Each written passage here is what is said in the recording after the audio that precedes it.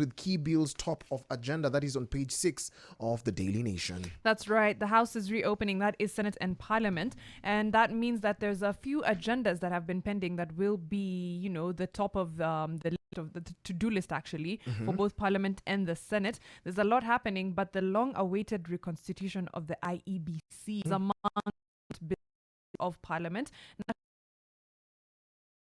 Swift reconstitution of the electoral agency is needed. Any pending IBC activities that have stalled. For example, we can't afford to have delays on boundary reviews or pending by elections in different wards and constituencies. So he says he's urging those obstructing the process to reconsider their stance and allow the country to move forward. Apart from that, there's an impasse over the 60 billion due to counties and approval of Director General of Police nominee Douglas Kanja top of the agenda for MPs as they resume sittings today.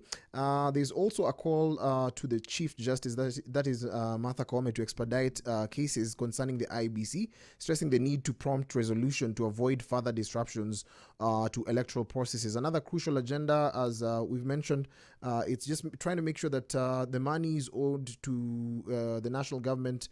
The money the national government owes to the counties is disbursed in good time, because the months of July and June had not been released because of the division of the Revenue Bill 2024.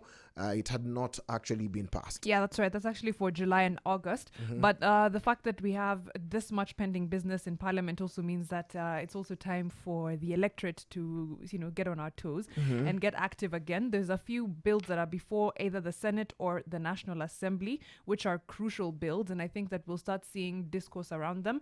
And like you've said time and time again, public participation is rarely ever sufficient. But some of these are very interesting ones, and we'll talk about them in the coming days. The Conflict of Interest Bill 2023, which, as much as the name says conflict of interest, a lot of the things in it remove the idea of conflict of interest, right? It's like there's almost nothing. The Sugar Bill 2022, the Water Amendment Bill 2023, and the National Rating Bill, which is from 2022. So we'll keep you updated as to what's happening in Parliament and in the Senate as they resume sittings. Yes. And of course, we'll let you know if there's anything of interest and if there's anything that requires public participation. Yes, and of course, that's one thing that has been ignored throughout the processes, as though we're not the employers in this case. But as you do that, I know you may be asking yourself what would happen if the IEBC is not reconstituted. One, legitimacy of the future of elections. The IEBC plays a crucial role in organizing and overseeing elections.